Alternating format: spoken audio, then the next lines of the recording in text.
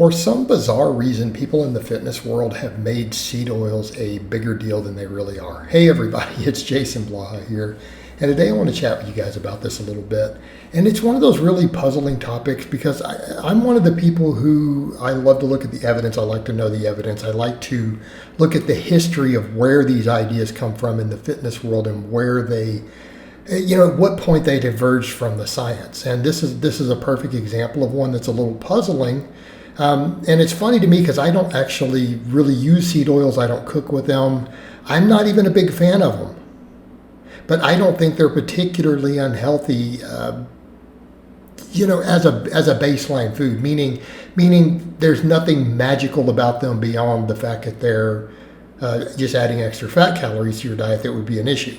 And here's what I mean by that. There's no data to support this idea.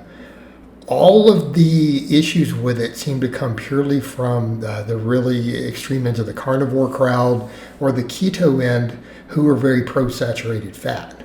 Okay, and it would make sense that group would be against them, particularly given that, well, what are people replacing saturated fat with in the research? Usually PUFAs and even seed oils. When they do that, health outcomes almost always improve. Okay, even in the metabolic ward, people with X amount of saturated fats being eaten and it's replaced even with one of these refined seed oils like canola oil, their blood markers tend to improve. Now, that being said, do I think it's easy to get fat eating them? Yes, and that's a problem, okay? Because I look at it from the perspective of you're just adding liquid fat to your diet. You're adding liquid fat to your diet. Unless you are actively needing to gain weight and needing to gain body fat.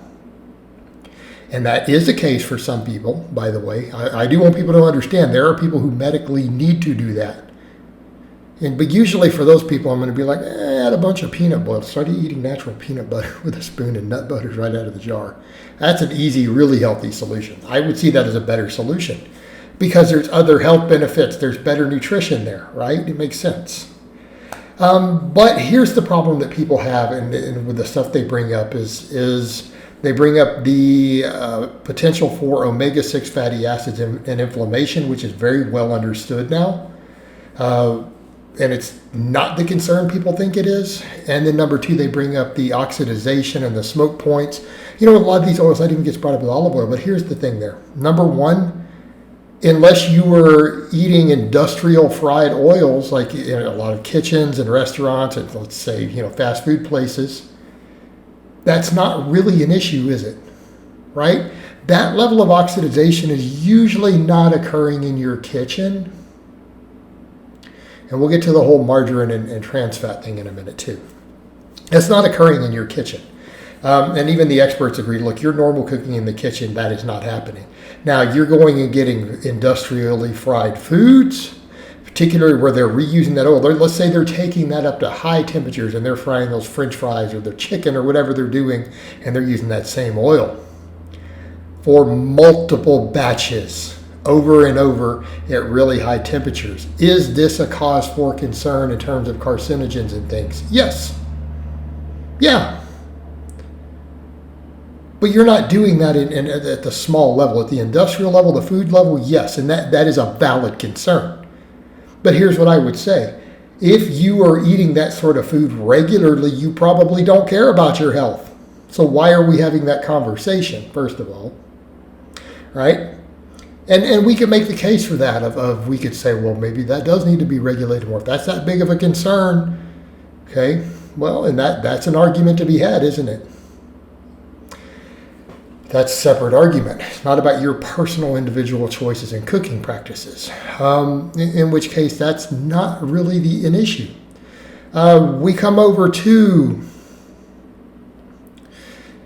the omega-6 fats and inflammation. That's been debunked other than when you're dealing with trans fats. And I've had people from these sort of groups link me old trans fat studies, but they didn't realize they were sending me trans fat studies. Oops. And that was noted in the later peer reviews done 20 years later. These were margarines being used.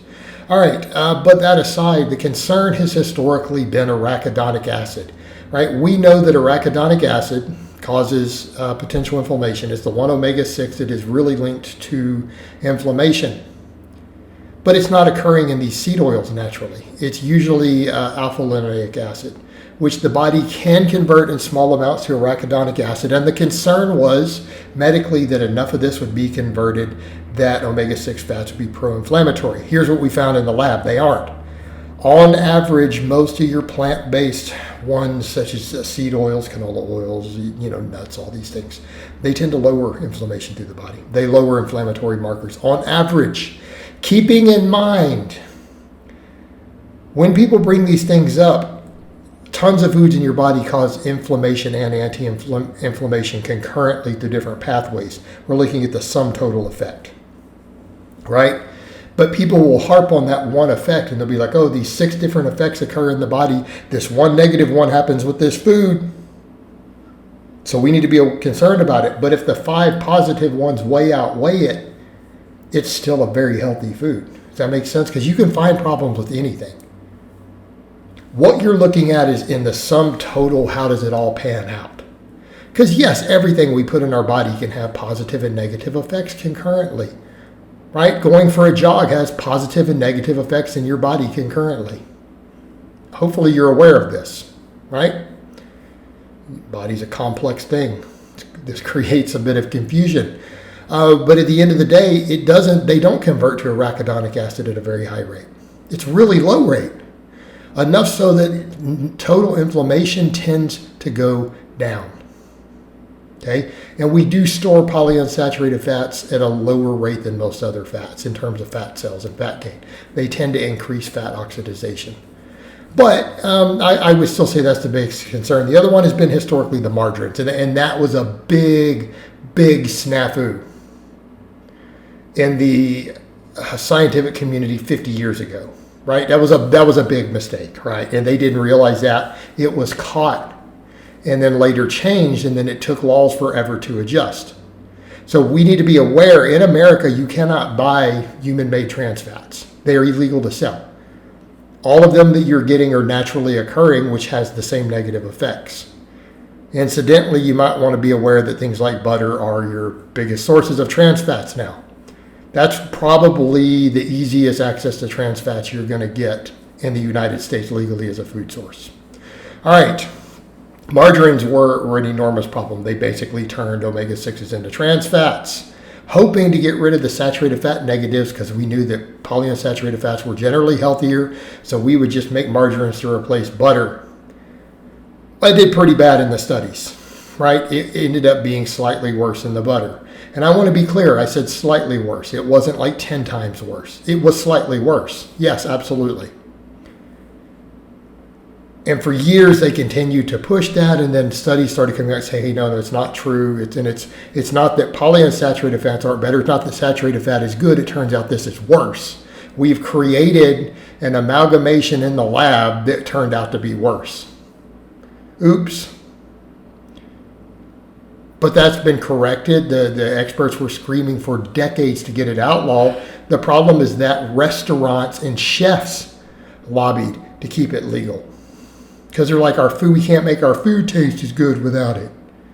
And it's a great preservative, right? That was the argument they made. Eventually, lawmakers caved on it because doctors and nutritionists screamed loud enough and it was outlawed. But those studies are still referenced, and they'll go back and say, look right here, this whatever oil turned out to be slightly worse than butter in these health effects in this cardiac patients. But they were given margarine. And the later reviews of the literature point that out. It's not applicable to today's food. Okay. So all in all, though, the whole seed oil thing has been really massively hyped as a negative. The actual evidence that it's bad for you doesn't seem to exist, other than those sort of old case studies on margarines and things. By and large, seed oils are still healthier than most saturated fats when compared in the metabolic ward to the effects on blood work and long-term health. I would argue, though, that at the end of the day, you're adding a bunch of liquid fat calories to your diet. That should be done very sparingly. All right, guys, but that's really all I have to say on that today. I hope it's been informative, and I'll talk to you guys next time.